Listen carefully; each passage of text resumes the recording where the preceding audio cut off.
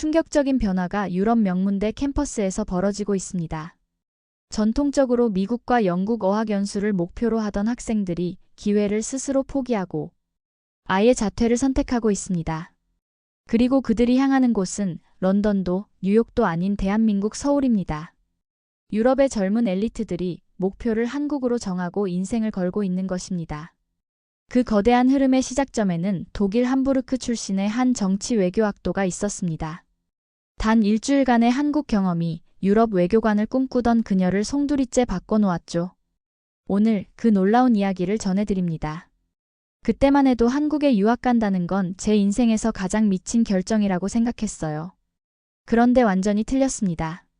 저는 소피아 로렌츠입니다. 함부르크에서 태어나 자란 21살 대학생이죠. 하이델베르크 대학에서 정치 외교학을 전공하고 있어요.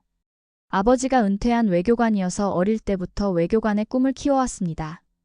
우리 대학의 국제 외교 리더 프로그램은 정말 치열했어요. 매년 선발되는 인원이 한정돼 있거든요. 특히 미국과 영국 연수 프로그램은 가장 인기가 높습니다. 저도 당연히 미국 연수를 목표로 했죠. 아버지도 늘 미국과 영국이야말로 진정한 외교를 배울 수 있는 곳이라고 하셨거든요. 준비는 철저히 했다고 생각했습니다. 토플 점수도 높게 받았고 에세이도 여러 번 수정했어요. 면접 연습도 몇 달간 했죠. 경쟁률이 전례 없이 높다는 얘기는 들었지만 제 실력이라면 충분히 붙을 거라고 확신했습니다. 그런데 결과는 참담했어요. 최종 탈락이었습니다. 발표를 확인하는 순간 머릿속이 하얘졌어요. 이런 일이 있을 수 없다고 생각했거든요. 주변 친구들은 하나둘 합격 소식을 전해왔는데 저만 덩그러니 남겨진 기분이었습니다. 담당 교수인 윌러 교수님이 저를 따로 불렀어요. 표정이 조심스러웠습니다. 대체 프로그램으로 한국 연수를 제안한다고 하더군요. 올해 새로 신설된 프로그램이라면서요. 한국이라니요. 저는 그 순간 어이가 없었습니다. 한국이라면 북한과 맞닿은 전쟁 위험 지역 아닌가요? 게다가 아시아의 작은 나라에서 무엇을 배울 수 있다는 건지 이해할 수 없었어요. 한국요? 전쟁 위험한 변방에서 가서 배울 게 뭐가 있죠? 집에 돌아와서도 마음이 착잡했습니다. 미국 연수에 합격한 친구들이 카톡방에서 자랑하는 모습을 보니 더 우울해졌어요. 저는 왜 이런 일이 생긴 걸까요? 분명 준비를 잘했는데 말이에요. 그날 밤 아버지와 이야기를 나눴습니다. 아버지는 외교관으로 30년을 일하셨던 분이에요. 유럽 중심의 외교만이 진짜라고 늘 말씀하셨죠. 아버지도 한국 연수 제안을 듣고는 고개를 저으셨습니다. 소피아야, 굳이 그런 곳에 갈 필요가 있겠니? 차라리 내년을 기다리는 게 낫지 않을까? 어머니도 비슷한 반응이었어요. 한국이라면 위험한 곳 아니냐고 걱정하셨습니다. 북한과 가깝다고 하니 더욱 불안해하시더군요. 저는 그날 밤 잠을 이루지 못했습니다. 미국 연수 탈락이 이렇게 충격적일 줄 몰랐어요. 평소 자신만만했던 제가 이런 좌절을 겪을 줄 누가 알았겠어요. 한국 연수라니 정말 생각해본 적도 없는 선택지였습니다. 다음 날 대학에 가니 분위기가 더 실감났어요. 미국과 영국 연수에 합격한 친구들은 들떠 있었고 저는 그들과 대화하는 것조차 어색했습니다. 마치 다른 세상 사람이 된 기분이었어요. 윌러 교수님이 다시 저를 부르셨습니다. 한국 연수에 대해 더 자세히 설명해 주셨어요. 하지만 제 마음은 이미 정해져 있었습니다. 한국 같은 변방에서 시간을 낭비할 순 없다고 생각했거든요. 진정한 외교는 서구에서 배워야 한다는 신념이 확고했습니다. 미국 연수 탈락 이후 대학 생활이 회의적으로 느껴졌습니다. 매일 캠퍼스를 걸으면서도 의욕이 사라졌어요. 수업에 집중하기도 어려웠고 친구들과 대화할 때마다 소외감을 느꼈습니다.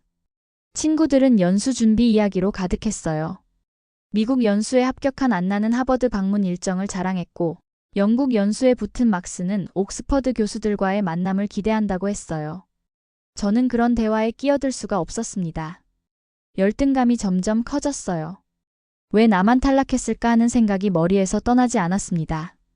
밤마다 뒤척이며 잠들지 못했어요. 이런 상태로는 공부에 집중할 수 없다고 판단했습니다. 윌러 교수님이 한 번 더 저를 불렀어요. 한국 연수에 대해 진지하게 고려해보라고 하시더군요. 하지만 제 결심은 확고했습니다. 교수님, 한국 프로그램이라도 가보는 게 어때요? 차라리 자퇴하겠습니다. 교수님이 깜짝 놀라셨어요. 하지만 저는 진심이었습니다. 한국 같은 곳에서 시간을 보내느니 차라리 다른 길을 찾겠다고 생각했어요. 집에 돌아와서 부모님께 자퇴 의사를 밝혔습니다. 아버지가 크게 놀라셨어요. 30년 외교관 생활을 하신 분이 이렇게 당황하시는 모습은 처음 봤습니다. 소피아야, 성급한 결정이 아니니? 어머니도 걱정스러운 표정이었어요. 하지만 저는 마음이 정해져 있었습니다. 제대로 된 연수를 가지 못한다면 굳이 대학을 계속 다닐 이유가 없다고 생각했거든요. 그날 밤 가족 회의가 열렸습니다. 아버지가 차분하게 말씀하셨어요. 그럼 이렇게 하자. 마지막으로 한국에 가보고 결론을 내리는 건 어떨까? 너무 성급하게 자퇴하지 말고 말이야. 솔직히 내키지 않았어요. 하지만 부모님의 간곡한 부탁을 무시할 수는 없었습니다. 마지막 기회라고 생각하기로 했어요. 한국행을 결정하고 나니 주변 반응이 가관이었습니다. 친구들은 제 선택을 이해하지 못했어요. 특히 안나와 막스는 노골적으로 비웃었습니다. 공항에서 떠나는 날 친구들이 배웅을 나왔어요. 그런데 그들의 표정에서 동정과 조롱이 섞여 있는 게 보였습니다. 거기 가서 살아 돌아오기나 해. 안나가 이렇게 말하며 웃었어요. 다른 친구들도 킥킥거렸습니다. 그 순간 정말 화가 났어요. 하지만 아무 말도 할 수 없었습니다. 실제로 한국이 어떤 곳인지 저도 잘 모르니까요. 비행기에 오르면서 착잡한 기분이었습니다. 정말 이게 맞는 선택일까 하는 의구심이 들었어요. 10시간이 넘는 비행시간 동안 계속 생각했습니다. 한국에서 과연 무엇을 배울 수 있을까요? 창 밖으로 보이는 구름을 보며 한숨을 쉬었어요. 미국이나 영국이었다면 얼마나 설렜을까 하는 생각이 들었습니다. 하지만 이미 선택한 길이니 어쩔 수 없었어요. 승무원이 한국어로 안내 방송을 하는 걸 들으니 더욱 실감이 났습니다. 정말 낯선 곳으로 가고 있구나 싶었어요. 과연 이곳에서 외교관의 꿈을 키울 수 있을지 의문이었습니다. 마음 한편으로는 빨리 돌아가고 싶다는 생각도 들었어요. 몇 주만 참고 독일로 돌아가서 자퇴 절차를 밟으면 된다고 스스로를 위로했습니다. 인천공항에 도착했을 때 첫인상은 의외였습니다. 공항이 꽤 크고 현대적이었어요. 하지만 저는 여전히 회의적이었습니다. 겉모습만 그럴싸하게 꾸민 것일 뿐이라고 생각했거든요. 공항에서 나와 버스를 탔는데 고층 빌딩들이 즐비한 모습에 조금 놀랐어요. 도로도 깨끗하고 잘 정비돼 있더군요. 하지만 이것도 표면적인 것일 뿐이라고 자위했습니다. 진짜 중요한 건 시스템과 문화니까요. 기숙사에 도착해서 짐을 정리하고 있는데 같은 방을 쓸 독일 학생 린다를 만났어요. 린다도 저와 비슷한 상황이었습니다. 미국 연수에서 떨어져서 어쩔 수 없이 온 경우였죠. 소피아, 여기서 뭘 배울 수 있을까? 린다도 저와 같은 생각이었어요. 우리는 서로의 처지를 위로하며 빨리 독일로 돌아가자고 다짐했습니다. 다음 날 오리엔테이션이 있었는데 정말 당황스러웠어요. 통역 없이 모든 진행이 영어로 이루어졌습니다. 한국 학생들의 영어 실력이 생각보다 좋더군요. 하지만 저는 이것조차 의심스럽게 봤습니다. 아마 엘리트 몇 명만 모아놓은 거겠죠. 더 놀란 건 한국 학생들의 시간 엄수였어요. 정확히 시간에 맞춰 도착했고 준비물도 완벽하게 챙겨왔습니다. 질문도 체계적이고 논리적이었어요. 하지만 저는 이런 모습을 긍정적으로 보지 않았습니다. 너무 경직돼 있는 것 같아. 창의성이 부족해 보여. 린다에게 이렇게 말했어요. 린다도 동의했습니다. 우리는 한국 사회가 획일적이고 자유로운 사고가 부족하다고 판단했어요. 첫 수업은 한국 정치사와 경제 성장에 관한 내용이었습니다. 교수님이 한국의 경제 발전 과정을 설명하시더군요. 1960년대 최빈국에서 시작해서 지금의 선진국 반열에 오른 과정을 자세히 들려주셨어요. 한국은 원조를 받던 나라에서 원조를 하는 나라가 됐습니다. 교수님의 이 말에 저는 속으로 비웃었어요. 설마 그게 실력이겠어요? 분명 운이 좋았거나 특별한 상황이 있었겠죠. 미국의 도움을 받았으니 가능했던 일이라고 생각했습니다. 수업 후에 린다와 이야기를 나눴어요. 우연이겠지? 미국 덕분에 성장한 거야. 맞아. 자력으로는 불가능했을 거야. 우리는 한국의 성장이 외부 요인 때문이라고 결론지었습니다. 내재적인 실력이나 시스템의 우수성과는 거리가 멀다고 봤어요. 기숙사로 돌아와서도 회의감이 들었습니다. 과연 이곳에서 몇 주를 버틸 수 있을까 싶었어요. 독일 친구들에게 카톡을 보냈는데 다들 제 상황을 안타까워했습니다. 빨리 돌아와. 거기서 뭘 배워? 안나의 메시지를 보니 더욱 우울해졌어요. 미국에서는 벌써 흥미진진한 수업들이 시작됐다고 하더군요. 저는 왜 이런 곳에 와 있을까요? 그날 밤 부모님께 전화드렸습니다. 첫인상이 어떠냐고 물으시더군요. 솔직하게 말씀드렸어요. 겉보기에는 괜찮지만 실속은 없어 보인다고요. 아버지 말씀이 맞는 것 같아요. 진짜 외교는 서구에서 배워야 하는 것 같습니다. 아버지가 안심하시는 것 같았어요. 제 판단이 틀리지 않았다고 격려해 주셨습니다. 일주일 후 첫 번째 현장 방문이 있었습니다. 반도체 연구소를 견학하는 일정이었어요. 솔직히 큰 기대는 하지 않았습니다. 그저 형식적인 견학일 거라고 생각했거든요. 그런데 연구소에 도착하자마자 분위기가 달랐어요. 시설 규모가 상상보다 훨씬 컸습니다. 안내해 주시는 박 연구원님의 설명도 전문적이었어요. 현재 우리 연구소는 독일 지멘스와 공동 프로젝트를 진행하고 있습니다. 독일 기업과의 협력이라니 조금 관심이 생겼어요. 하지만 아마도 한국이 하청을 받아서 하는 일이겠죠. 기술력은 독일이 앞서 있을 테니까요. 그런데 박 연구원님의 다음 말에 깜짝 놀랐습니다. 핵심 기술 개발은 우리가 주도하고 있어요. 지멘스에서 우리 기술을 배워가는 입장이죠. 정말 그럴까요? 저는 의심스러웠어요. 하지만 실제 연구 현장을 보니 할 말이 없었습니다. 독일 엔지니어들이 한국 연구원들에게 질문하는 모습을 직접 목격했거든요. 더 충격적인 건 장비의 수준이었어요. 독일에서도 보지 못한 최첨단 장비들이 즐비했습니다. 연구원들의 실력도 예상보다 훨씬 높았어요. 이 기술로 만든 반도체가 독일 자동차에도 들어갑니다. 박 연구원님이 자랑스럽게 말씀하시는 걸 들으니 복잡한 기분이었어요. 정말 한국 기술이 독일에서도 쓰이고 있다는 얘기잖아요. 두 번째 현장 방문은 비무장지대 견학이었습니다. 긴장됐어요. 전쟁이 날 수도 있는 위험한 곳이라고 생각했거든요. 하지만 막상 가보니 전혀 다른 모습이었습니다. DMZ 근처까지 가는 길에 번영한 도시들을 봤어요. 높은 빌딩들과 쇼핑몰들이 즐비했습니다. 사람들도 평범하게 일상을 살고 있더군요. 전쟁 위험을 느끼는 사람은 아무도 없어 보였어요. 가이드가 설명해주는 분단 상황을 들으면서 놀랐습니다. 이런 군사적 긴장 속에서도 경제와 문화가 이렇게 발달할 수 있다니요. 독일도 분단을 경험했지만 상황이 달랐거든요. 북한과 대치하고 있지만 우리는 멈추지 않았어요. 오히려 더 열심히 발전시켜왔죠. 가이드의 말에서 강인한 정신력을 느꼈어요. 어려운 상황을 극복하는 의지가 대단하다고 생각했습니다. 세 번째 현장 방문이 가장 충격적이었어요. 재난대응센터를 견학했는데 시설 수준이 상상을 초월했습니다. 실시간으로 전국의 재난 상황을 모니터링하고 있더군요. AI가 재난을 예측하고 대응 방안을 제시합니다. 담당자가 시스템을 보여주는데 정말 놀라웠어요. 독일에서도 이런 시스템은 본 적이 없었거든요. 기술 수준이 독일보다 앞서 있는 것 같았습니다. 실제로 시연을 해보이는데 반응 속도가 엄청났어요. 몇 초 만에 최적의 대응 방안을 찾아내더군요. 이런 시스템이 있다면 재난 피해를 크게 줄일 수 있겠다 싶었습니다. 독일에도 이런 시스템이 있나요? 담당자가 저에게 물었어요. 솔직히 대답하기 곤란했습니다. 독일에는 이 정도 수준의 시스템이 없거든요. 기숙사로 돌아가는 길에 린다와 이야기를 나눴어요. 생각보다 수준이 높은 것 같지 않아? 린다도 같은 생각이었어요.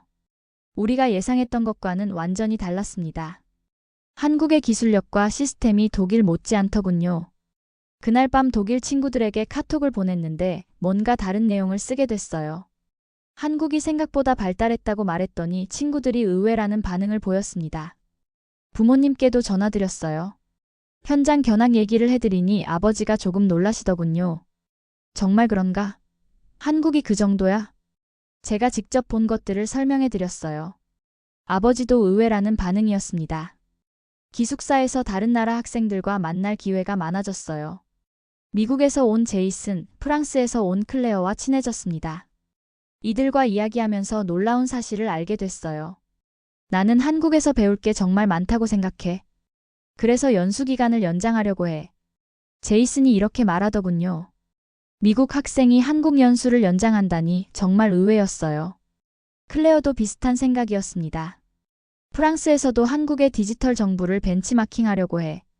여기서 직접 경험해보고 싶어서 왔어.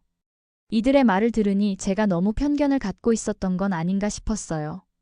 미국과 프랑스 학생들도 한국에서 배우려고 온다는데 저만 삐딱하게 보고 있었던 거죠.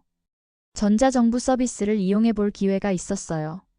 외국인 등록증을 발급받으러 갔는데 시스템이 정말 간편하더군요. 독일에서는 몇 주 걸릴 일을 여기서는 하루 만에 처리했습니다.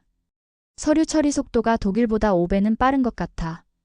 린다에게 이렇게 말했더니 린다도 같은 생각이었어요. 온라인으로 대부분의 행정 업무를 처리할 수 있다는 점도 신기했습니다. 주말에 전통시장에 가볼 기회가 있었어요. 남대문 시장이었는데 생각보다 활기찼습니다. 상인들도 친절하더군요. 한 아주머니와 짧은 대화를 나눴는데 인상적이었어요. 외국에서 온 학생이구나. 우리나라 어때? 생각보다 발전돼 있어서 놀랐어요. 그럼 그렇지. 우리가 얼마나 열심히 살아왔는데? 아주머니의 자부심이 느껴졌어요. 그리고 그 자부심이 헛된 것이 아니라는 걸 직접 경험하고 있었습니다. 시장을 돌아보면서 흥미로웠던 건 전통과 현대가 공존하는 모습이었어요.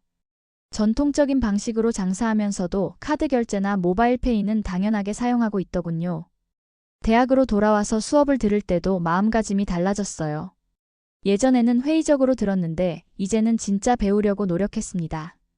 교수님들의 설명도 더 자세히 들어보게 됐어요. 한국의 외교 정책에 대한 수업이 있었는데 정말 흥미로웠어요. 중국과 미국 사이에서 균형 외교를 하는 방식이 독특했습니다. 작은 나라라고 무시했던 제 생각이 잘못됐다는 걸 깨달았어요. 한국은 강대국들 사이에서 자신만의 길을 만들어가고 있습니다. 교수님의 이 말이 인상 깊었어요. 그동안 저는 작은 나라는 강대국을 따라가는 수밖에 없다고 생각했거든요. 린다와 이야기할 때도 분위기가 바뀌었어요. 소피야, 우리가 너무 편견을 갖고 있었던 것 같아. 그런 것 같아. 한국이 내 생각보다 대단해. 우리는 서로 인정하게 됐어요. 처음에 갖고 있던 편견이 틀렸다는 걸 말이죠. 하지만 아직도 완전히 확신이 서지는 않았습니다. 독일 친구들에게 근황을 전할 때도 조심스러워졌어요. 너무 한국을 칭찬하면 이상하게 볼까 봐서요. 하지만 솔직한 경험을 공유하지 않을 수도 없었습니다. 부모님께 전화드릴 때도 마찬가지였어요. 한국에 대한 인식이 조금씩 바뀌고 있다고 말씀드렸는데 부모님은 여전히 의아해하셨습니다. 연수 중반쯤 큰 행사가 있었어요. 한국 외교부 주최로 열리는 국제 토론회였습니다. 주제는 중견국 외교와 세계 질서의 재편이었어요. 학생 대표로 참석하게 됐는데 솔직히 긴장됐습니다. 행사장은 외교부 청사 내부의 큰 강당이었어요. 각국 외교관들과 학자들이 참석했습니다. 저는 독일 학생 대표로 앞자리에 앉게 됐어요. 이런 공식적인 자리는 처음이라 떨렸습니다. 한국 외교부 차관이 기조 연설을 했는데 그 내용이 제 고정관념을 완전히 깨뜨렸어요. 한국의 외교 철학에 대해 설명하시더군요. 우리는 강대국의 질서에 종속되지 않고 스스로 길을 만든다. 이 말을 듣는 순간 정말 충격을 받았습니다. 지금까지 저는 작은 나라는 큰 나라를 따라가는 것이 당연하다고 생각했거든요.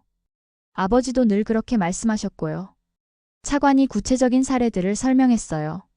한국이 미국과 중국 사이에서 독자적인 외교를 펼치는 방식, 북한 문제에 대한 주도적 접근, 그리고 신남방 정책과 신북방 정책을 통한 다각화 외교까지요. 중견국이라고 해서 수동적일 필요는 없습니다. 오히려 창의적인 해결책을 제시할 수 있어요. 이 말이 특히 인상 깊었어요. 저는 지금까지 외교는 강대국의 전유물이라고 생각했는데 완전히 다른 관점이었습니다.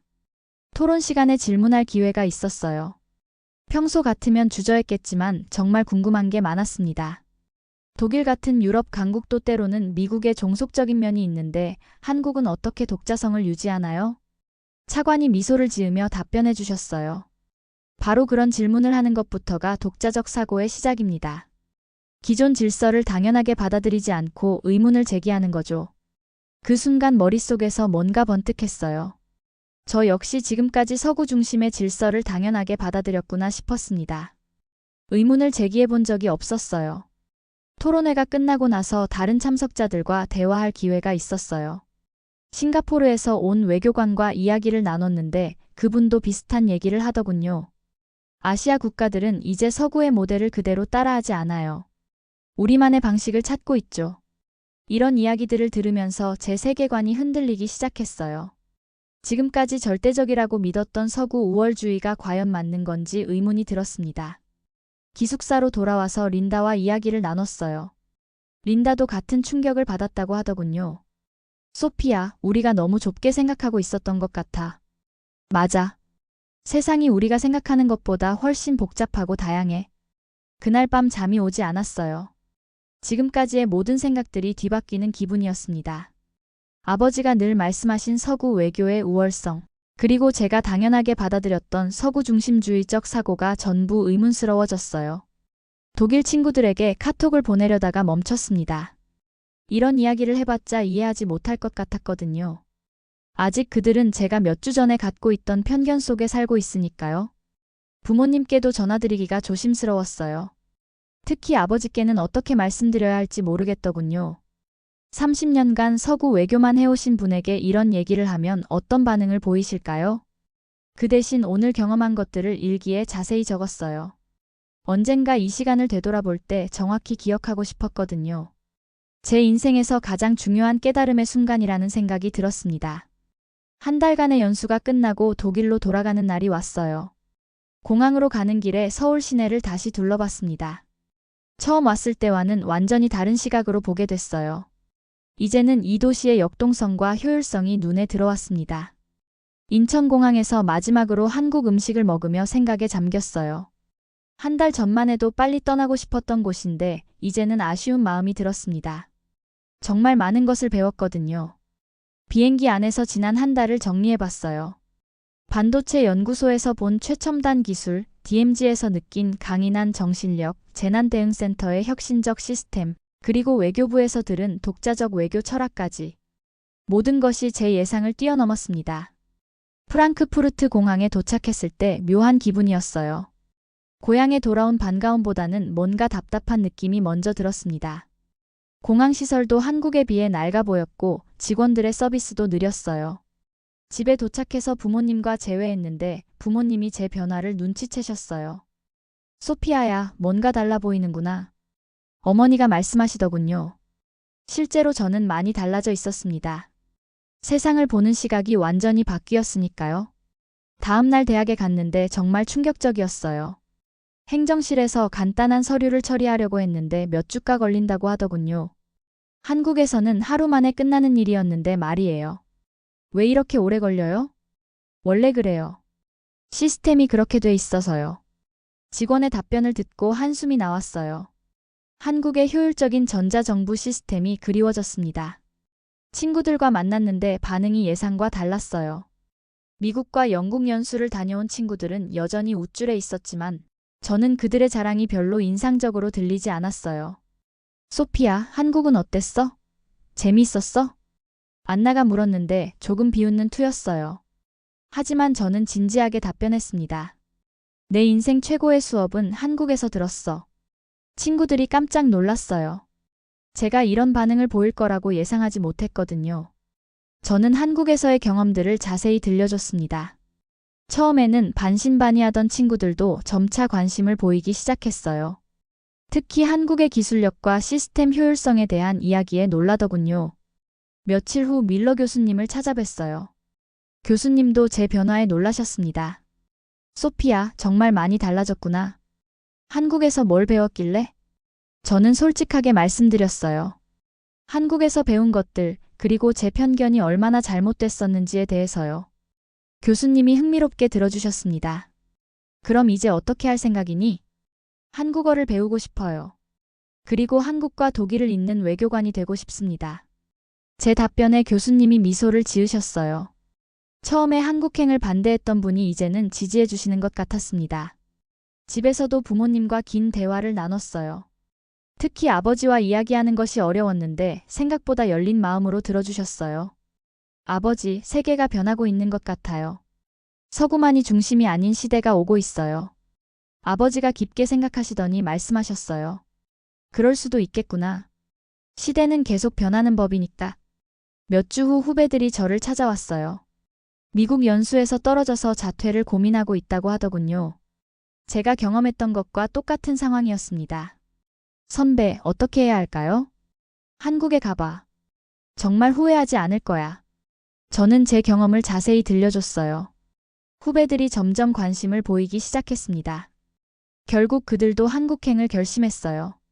독일 생활에 적응하면서도 계속 한국이 그리웠어요. 한국에서의 속도감, 혁신적인 시스템, 그리고 미래를 향한 비전이 그리워졌습니다. 독일이 너무 느리고 보수적으로 느껴졌어요. 1년이 지났어요. 정말 많은 일이 있었습니다. 가장 놀라운 건 하이델베르크 대학의 분위기가 완전히 바뀐 거였어요. 한국 연수 프로그램 지원자가 폭증했습니다. 올해 연수 프로그램 지원 현황을 보고 깜짝 놀랐어요. 한국 연수 지원자가 미국과 영국 연수 지원자를 넘어섰더군요. 작년만 해도 상상할 수 없는 일이었습니다. 윌러 교수님이 저를 부르셨어요. 소피야, 네가 시작한 변화가 대학 전체로 퍼지고 있어. 정말 신기했어요. 제가 한국에서의 경험을 공유한 것이 이렇게 큰 변화를 만들어낼 줄 몰랐거든요. 독일 언론에서도 이런 현상에 주목하기 시작했어요. 한 신문에서 저와 인터뷰를 요청해 왔습니다. 기사 제목이 인상적이었어요. 아시아의 작은 나라가 유럽 엘리트 교육의 판도를 바꾸고 있다. 인터뷰에서 저는 솔직하게 제 경험을 이야기했어요. 처음에 갖고 있던 편견, 그리고 한국에서 깨달은 것들에 대해서요. 기자도 흥미로워했습니다. 친구들의 반응도 달라졌어요. 작년에 저를 비웃던 안나도 이제는 한국에 관심을 보이더군요. 소피야, 나도 한국어 배워볼까? 정말 격세지감이었어요. 1년 전만 해도 한국을 무시하던 친구가 이제는 한국어를 배우고 싶다고 하다니요. 저는 한국어 공부에 더욱 매진했어요.